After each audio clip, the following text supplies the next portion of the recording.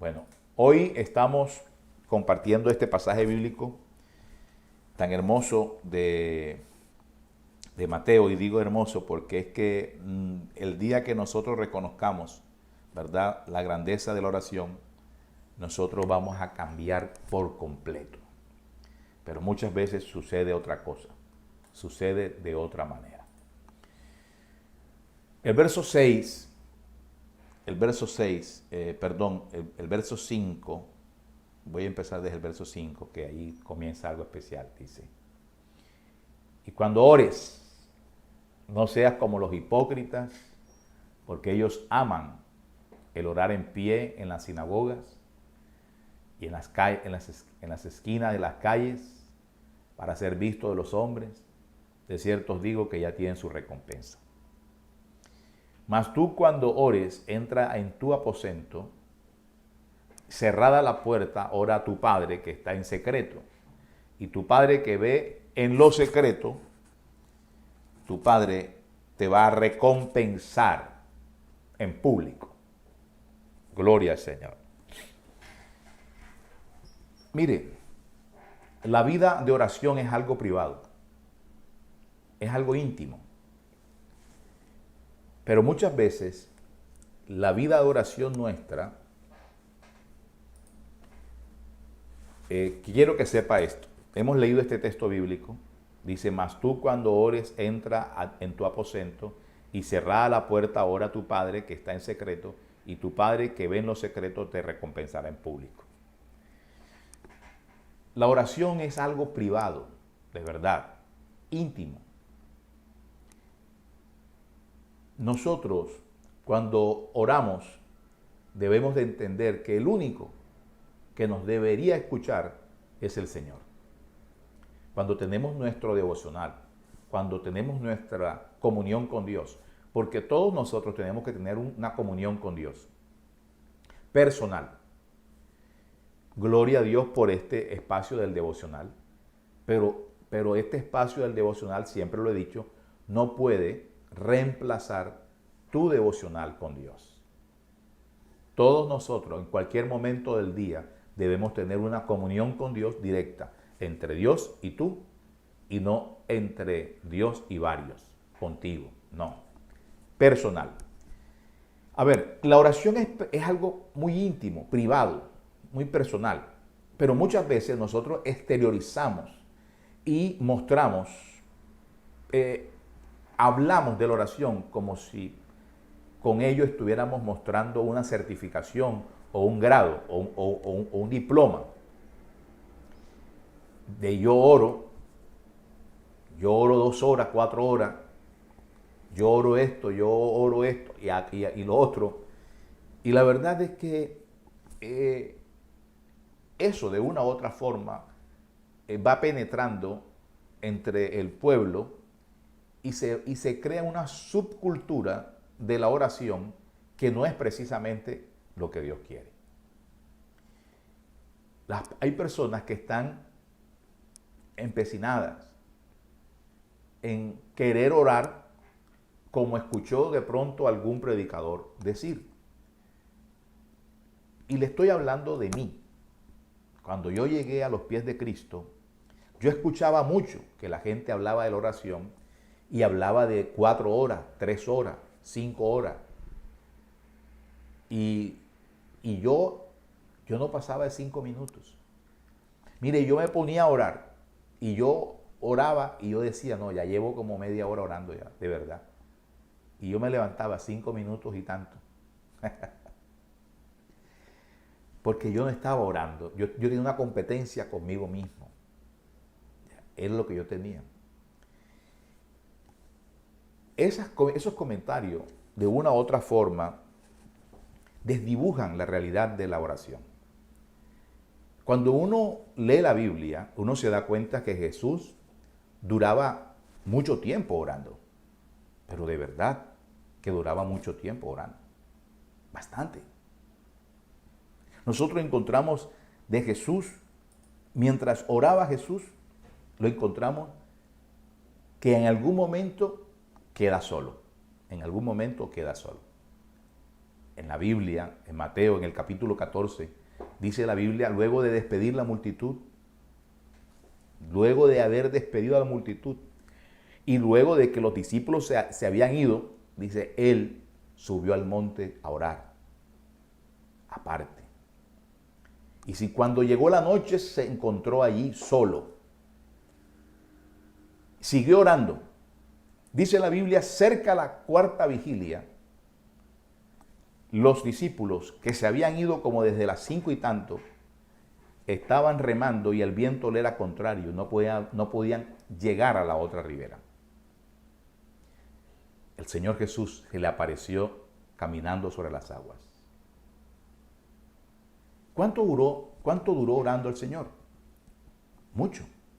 Si nosotros partimos desde la hora en que posiblemente Él despidió a la multitud, que podríamos hablar antes de las 6 de la tarde, y cuando llegó la noche podríamos ponerle 2 horas más, 3 horas más, no sé, las 9, las 8, pero es que hay un detalle, dice que a la cuarta vigilia, o sea, Él duró todo ese tiempo orando.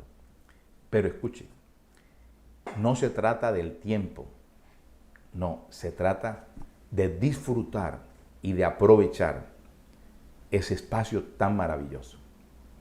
Eso es un espacio tan maravilloso. El que logre entrar a esa presencia divina no va a querer salirse enseguida. Va a querer seguir hablando con el Señor, adorándole, clamándole, porque en la oración se hace todo eso. La oración no solamente es hablar con Dios. Hablar está dentro del proceso. Pero en esa comunión, nosotros perdemos la noción del tiempo. Y entonces ya no estamos nosotros en esa competencia con nosotros mismos de cuánto voy a demorar ahora orando. No. Después aprendemos que tenemos comunión permanente con Dios y que no necesitamos simplemente el acto de arrodillarnos para decir estoy orando, sino que ya estamos conectados con Él. Qué cosa maravillosa. Pero es algo personal. Es algo que se construye en la intimidad. Es algo que Dios quiere que así sea. Porque Él en lo secreto te escucha y te recompensa en público. La recompensa es en público. Él te escucha en lo secreto y te recompensa en público. Oh, gloria al Señor. Yo creo que para el buen entendedor, pocas palabras. Cuando tú veas a tu hermano que está siendo bendecido, que está recibiendo gloria de Dios, que tiene ahora un denuedo para predicar la palabra de Dios, que Dios lo usa en sanidad, en milagros, que empieza a figurar ministerialmente, que comienza una gloria a acompañarle, que hay brillo en sus ojos, que hay un resplandor en su rostro. Cuando tú ves todas esas cosas, entonces uno debe considerar, se llama respuesta.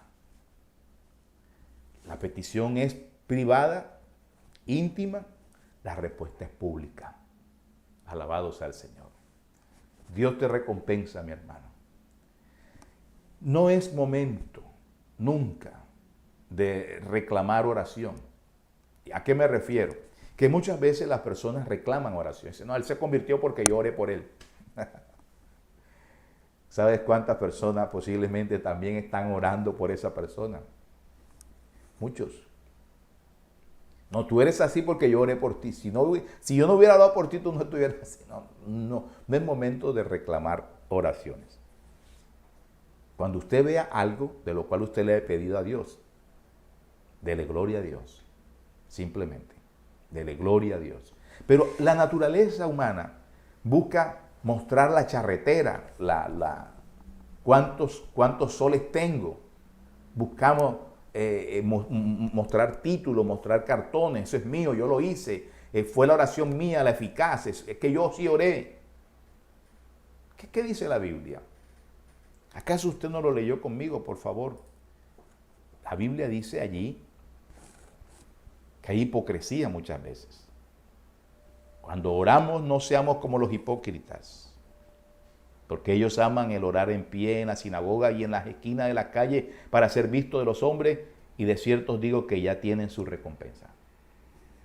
¿Cuál es la recompensa? Que los hombres lo están viendo, que los hombres lo están aplaudiendo, que dice, oye, ora bonito, qué bien, me gusta cómo ora, pero ¿dónde está el fruto? ¿Dónde está lo que Dios quiere entregar a esa persona? Dios no le va a entregar nada, nada, no hay recompensa. Ya, él buscó la recompensa que él quiso. La recompensa que él quiso fue la de los hombres, fue el aplauso de los hombres. Ojalá entremos a orar en secreto. Bendito sea el Señor. Y cuando veas la gloria de Dios y la respuesta, deja que la publicidad la haga el Señor. Y no te pongas tú a decir, es que esto está ocurriendo es por mí. No, esa no es la actitud, ni es lo que Dios quiere. En el nombre de Cristo Jesús. Amén. Vamos a tomar unos 20 minutos para decir algunas cosas. Vamos a orar. Señor, te damos gracias porque nos regalas este auditorio. No sabemos de qué tamaño es, tú lo sabes y conoces el corazón de cada persona. Te pedimos que nos bendigas con el ministerio de tu palabra y que nos des un corazón que pueda escuchar y que pueda obedecer. En el nombre de Jesús. Amén. Bueno,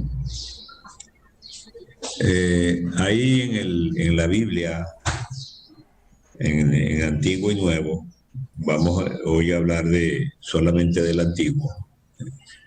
Bueno, podemos meter uno del Nuevo. Personajes que sobresalieron. Y me gusta hablar de ellos con el tema de modelos necesarios. Los hombres necesitamos ejemplos de vida. Para mí eso fue muy importante porque Dios los puso en mi camino. Yo llegué a la iglesia a los 8 años y vi personas que me marcaron. Recuerdo 2 siempre y oro por ellos todos los días, ya están con el Señor. Digo que oro por ellos porque le doy gracias a Dios por ellos todos los días. Porque su vida y su testimonio, no lo que decían, sino lo que hacían, me dijo a mí que la vida era distinta. Obviamente habían otros que decían cosas muy bonitas, pero estos 2 no solamente las decían, sino que las hacían. Entonces yo me impuse que yo quería ser como ellos. Yo nunca le dije a ellos eso, por supuesto, pero eran mis modelos. Nosotros hoy podemos mirar hacia el pasado en la Biblia y nos vamos a encontrar, digamos, para hablar de uno de ellos, con un hombre llamado Samuel. Samuel fue el líder de la transición entre los jueces y la monarquía. Fue, digamos, el primer reformador religioso después de Moisés, el último de los jueces y el primero de los grandes profetas. Fue criado por Elí, el sumo sacerdote, que no fue, por cierto, un buen modelo. Eso es interesante.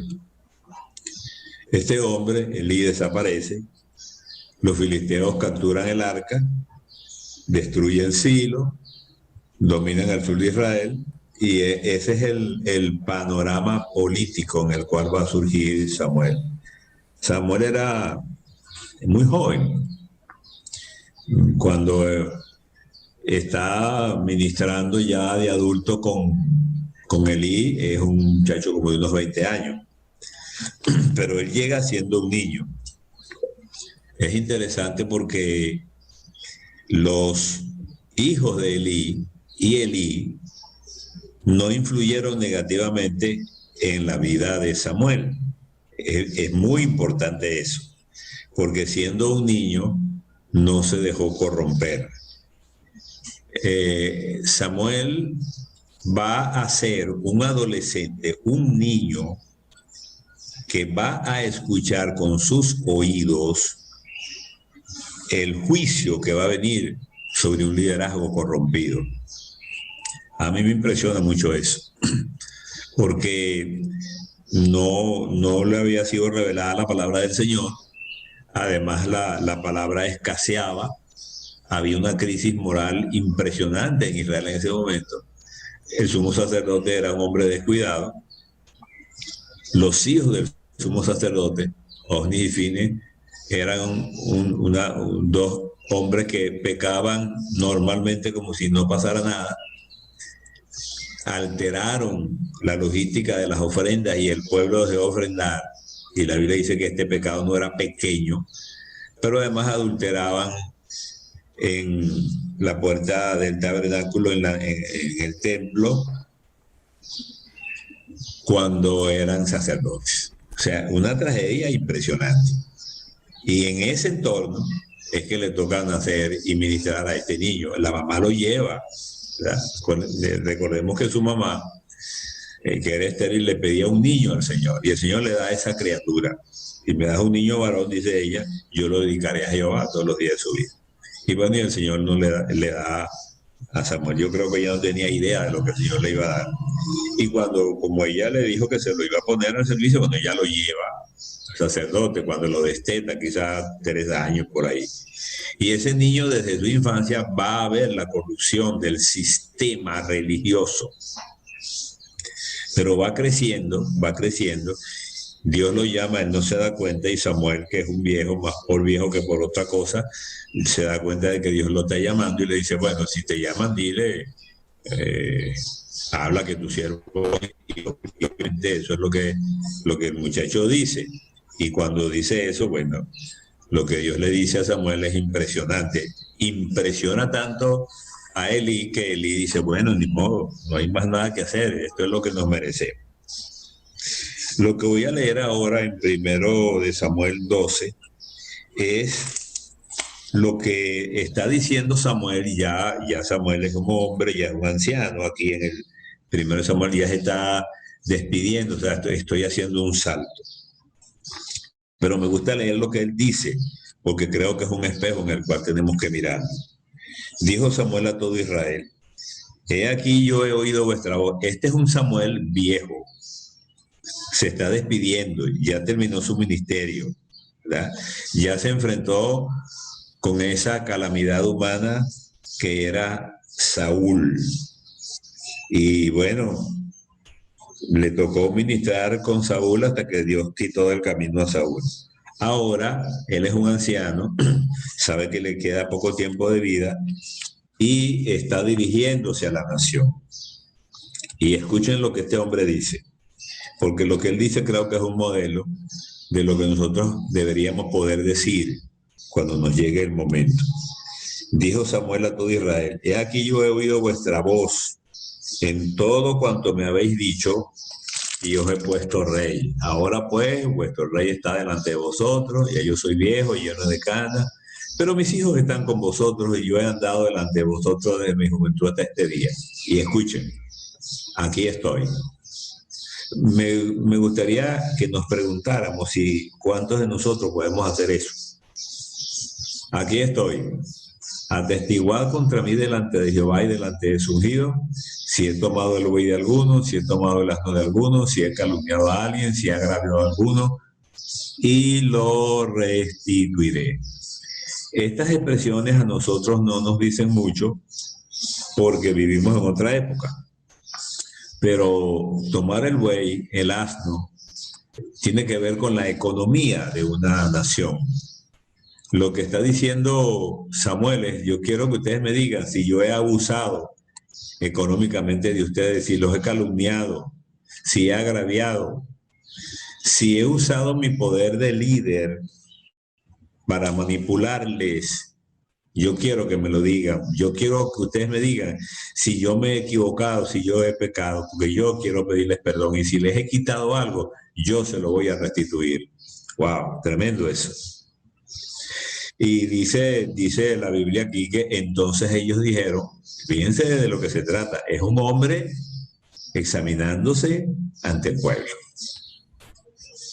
Un hombre, un líder examinándose ante el pueblo. Y no sale con eso que oímos hoy en día, cuidado si te metes con el ungido de Jehová. Es decir, eso es una manera de meterle miedo a la gente, ¿no? Porque cuando Natán, el profeta, se le acercó a David, David no le dijo, ten cuidado porque te estás metiendo con el ungido. No, no, nada de eso. Natán era el profeta. David era el rey. El poder político y militar lo tenía David. David lo podía matar, porque los profetas en el Antiguo Testamento eran muy débiles en ese sentido. Si decían la verdad, los mataban. Y si decían una mentira, igual los mataban también. Los profetas de hoy no, los profetas de hoy son famosos y todo el mundo los respeta. Pero este profeta le está diciendo al pueblo, examínenme, señores. Cuando Natán se enfrenta con David, lo que le dice Natán es impresionante. Hiciste un montaje.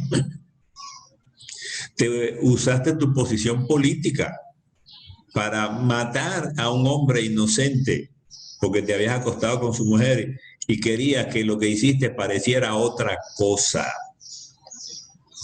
¿Y cuál fue la expresión de David? Bueno, la expresión de David es el Salmo 51. David no dijo, yo soy el ungido de Jehová, ten cuidado con lo que estás hablando. No.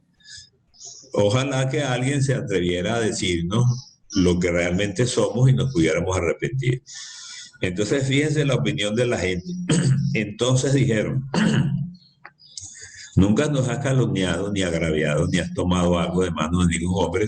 Y les dijo, Jehová es testigo contra vosotros. Y su ungido también es testigo en este día de que no habéis hallado alguna cosa en mi mano. Y respondieron, así es. ¿Qué aprendemos? Bueno, que ojalá nos podamos comportar como Samuel y poder, como líderes, como dirigentes, estar dispuestos a que se nos examine. Porque no somos dueños del reino, somos siervos. Vayamos ahora a Daniel. Daniel es otro caso, porque es otro muchacho. Daniel le toca llegar a Babilonia en el proceso cuando Nabucodonosor se lleva, pues invade Israel y domina y se lleva una gran cantidad de personas. Y a Daniel se lo llevan, es un joven de la clase alta judía, y bueno, Nabucodonosor los reúne como para ayudarlos y formarlos como gerentes de su reino. Daniel hace eso con Nabucodonosor, pero se enfrenta a no comer unos alimentos que están sacrificados a los ídolos. Es un muchacho, tiene unos valores impresionantes y dice, no, yo no voy a comer eso. ¿Por qué? Porque no, yo soy judío y yo no como eso. Y ya, punto. Y pruébeme, impresionante, ¿verdad? No se asusta ante el poder humano. Pero lo que me llama la atención es que es un muchacho que está preso en un reino, preso de cuello blanco, pero preso al fin y al cabo. Y está preso en un reino y no tiene por qué decir no, pero dice no, porque sus principios están en un lugar muy alto. Me fascina eso. Bueno, le toca ministrar con Nabucodonosor, ya conocemos toda la historia de Nabucodonosor, le toca ministrar con el que le sigue a Nabucodonosor, Belsasar, y ya vemos el juicio impresionante que Dios trajo sobre Belsasar. Pero de lo que estoy hablando hoy es cuando él le toca, ya es un anciano, ministrar con el rey Darío, que ya no es caldeo, sino es persa. Es el que saca a los caldeos y llega al reino, o al reino de los persas. Pareció bien al rey Darío, dice Daniel 10, constituir sobre el reino 120 sátrapas, o sea, gobernadores. Y sobre ellos, esos 3 gobernadores, de los cuales Daniel era uno, a quienes estos sátrapas diesen cuenta para que el reino fuese perjudicado. O sea, el rey lo que estaba era organizando su reino y dijo, bueno, Daniel tiene experiencia, voy a ponerlo. Pero Daniel, y escuchen esta frase porque a veces se nos escapa, pero Daniel mismo era superior a estos sátrapas y gobernadores, porque había en él un espíritu superior y el rey pensó en ponerlo sobre todo su reino. No sé si nos hemos dado cuenta de cuando leemos el versículo 3 del capítulo 6 de Daniel, La palabra superior, que es un adjetivo calificativo, aparece 2 veces.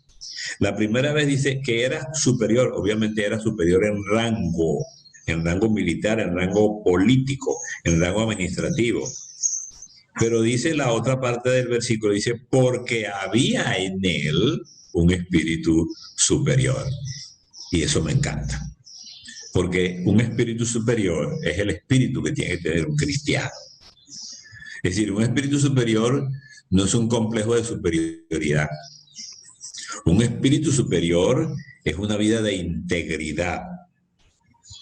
Y el rey puede ponerlo sobre el reino. Bueno, ya que este hombre es un fenómeno, vamos a ponerlo sobre los tres gobernadores, sátrapas, que me van a manejar el reino. Entonces los gobernadores y sátrapas, ahí está, esos son los problemas con los que nos vamos a encontrar. Entonces los gobernadores y sátrapas buscaban ocasión para acusar a Daniel en lo relacionado al reino, pero no lo podían hallar. Es decir, le buscaron por todos lados a ver qué falla le encontraron, pero no le encontraron falla. ¿Por qué? Porque había en él un espíritu superior, porque era íntegro. Es decir, no es como esas personas que dicen, ay, eso que es evangélico, esa frasecita tan dolorosa, cuando nos meten el dedo en el ojo, ¿verdad? Entonces dijeron aquellos hombres, bueno, no hallaremos nada a menos que lo acusemos con relación a la ley de su Dios. Y entonces, como ellos pensaban y creían que el rey era Dios y Daniel oraba a su Dios, dijeron, bueno, como él ora a su Dios y nuestro Dios es Darío, vamos a decirle a Darío que él no lo está considerando su Dios. Y ese fue el lío. Bueno, y lo metieron y lo acusaron y firmaron un decreto para que lo metieran en el foso de los leones. Y bueno, lo meten en el foso de los leones. El decreto no se podía revocar porque la cultura persa no lo permitía. Firmó pues el rey Darío el edicto y la prohibición. Escuchen esto. Cuando Daniel supo que el edicto había sido firmado, o sea, cuando Daniel supo que lo iban a meter en el foso de los leones porque lo estaban acusando de orar a su Dios, a Jehová Dios, lo cual era un delito para la cultura persa. Cuando él se dio cuenta de eso, miren lo que hizo. Cuando Daniel supo que el edicto había sido firmado, ¿qué hizo? Entró en su casa y abiertas las ventanas de su cámara que daban hacia Jerusalén, se arrodillaba 3 veces al día y oraba y daba gracias a Dios delante de su Dios como lo solía hacer antes. No dicen que se arrodilló, dice que se arrodillaba. Y la segunda parte de la oración dice como lo solía hacer antes. O sea, no fue que fue a hacer una oracioncita utilitaria, asustadiza, porque lo iban a matar, a ver si el Señor lo sanaba a última hora. Señor, me van a matar, ayúdame por favor, Señor, por favor. No es eso. Es sencillamente hacer lo que hacían todos los días. Dice, entraba a su cámara y abiertas las puertas de su cámara que daban hacia Jerusalén, porque los judíos miraban hacia Jerusalén cuando oraban, se arrodillaba 3 veces al día, o sea, oraba 3 veces al día y le decía, bueno, Señor, estoy en tus manos. Bueno, Daniel pudo haber pensado, puedo dejar de orar por un mes para que esta gente no me haga daño, porque si no obedezco el edicto, puedo perder mi influencia en el gobierno. De hecho, creo que le sirvo mejor vivo que muerto. Absolutamente Daniel no razonaba así. Daniel no pensaba que el fin justifica los medios. Los medios inmorales no pueden producir fines morales, decía Luther King, porque los fines persisten en los medios. Cristianos como Daniel estamos necesitando hoy. Cristianos que puedan enfrentarse al mundo teniendo el cuidado de no perder su identidad. Cuando este hombre está en el foso de los leones, obviamente los leones no se lo comen. Y viene el rey Darío a preguntar por la mañana, Daniel, siervo del Dios Altísimo, el Dios a quien sirve, ¿te ha podido librar de los leones? Claro, claro que me libró. ¿Qué crees tú, que me iban a comer? No, Bueno, y lo libra del foso de que los leones se lo coman.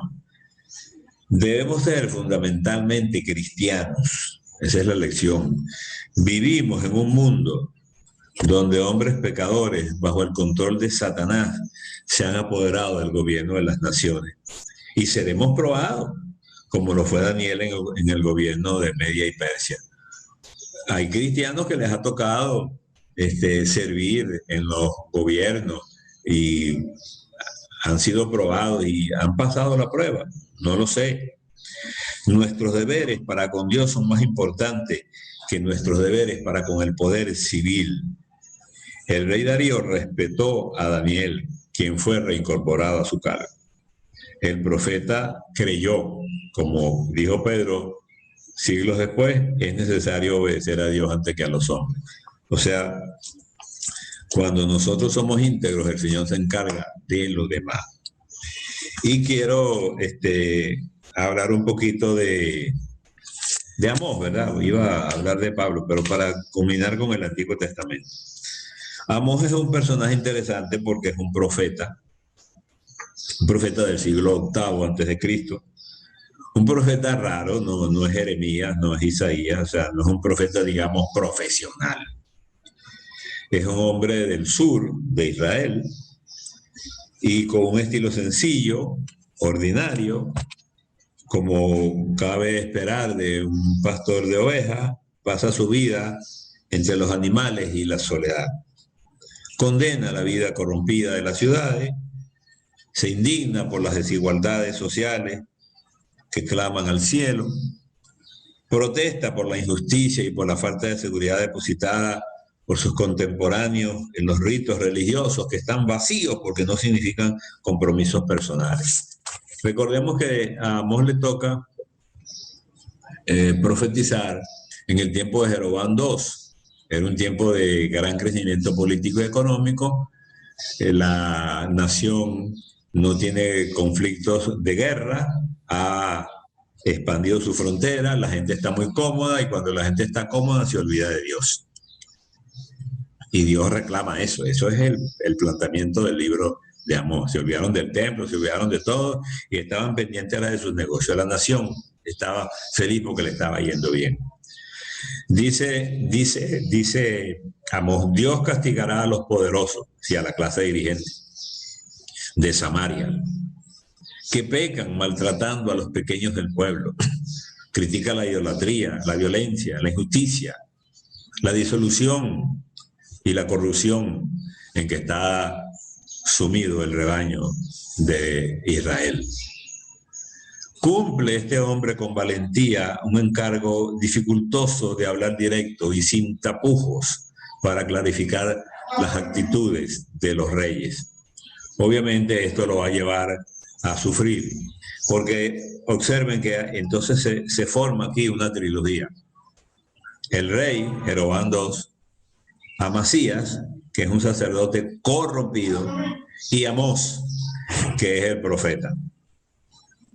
Entonces, el sacerdote Amasías dice, Amasías envió a decir a Jeroboam, rey de Israel, Amós se ha levantado contra ti en medio de la casa de Israel.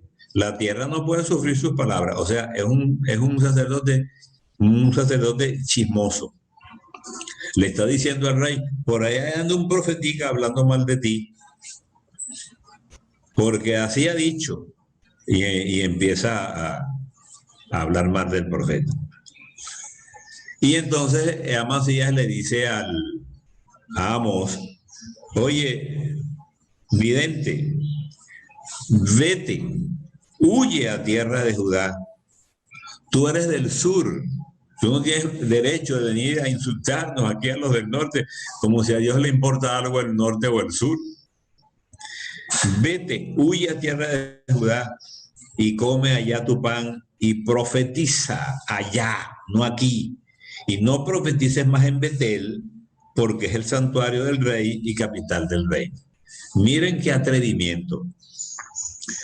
Me encanta la respuesta de Amós. Amós le dice, vamos a parafrasear lo que Amós le dice Amasías. Oye, Amasías, discúlpame. Yo creo que no nos estamos entendiendo. Tú defiendes un salario y yo defiendo un principio. Tremendo. Entonces, tú estás pendiente de que, bueno, de tener contento al rey Jeroboam, y yo estoy pendiente de tener contento a Jehová, el Dios de los cielos y de la tierra. Déjame decirte algo para que nos entendamos. Yo no soy profeta, o sea, yo no soy Isaías, yo no soy un profeta profesional. Tampoco ni siquiera soy hijo de profeta, de aquellos que formó Samuel en Silo. Lo que soy es boyero. Yo cuido bueyes y recojo higos silvestres. El problema es que Jehová me tomó detrás del ganado y me dijo, ve y profetiza a Israel. ¿Te das cuenta de lo que te estoy diciendo, Amasías? Yo soy un profeta de Dios y voy a decir lo que Dios me dijo, te guste a ti o no, le guste al rey o no. Y el rey, el Señor me dijo, ve y profetiza a mi pueblo Israel. Ahora pues, oye palabra de Jehová. Y le dice 5 cosas. Ninguna de las 5 son buenas. Digo, buenas para el oído del profeta, del sacerdote y del rey. Número 1, tu mujer será ramera en medio de la ciudad. Número 2, tus hijos y tus hijas caerán a espada. Número 3, tu tierra será repartida por suerte. Número 4, tú morirás en tierra extraña. Número 5, Israel será llevado cautivo a otra tierra. 3 hombres que hoy podemos estudiar su vida y nos sirven como modelos en un mundo donde la iglesia se está moviendo y donde la iglesia se ha contaminado porque ha dejado de ser cuerpo de Cristo, porque se ha mareado con las estructuras administrativas y religiosas, eclesiásticas y tradicionales. Tenemos a Samuel, tenemos a Daniel y tenemos a Amós.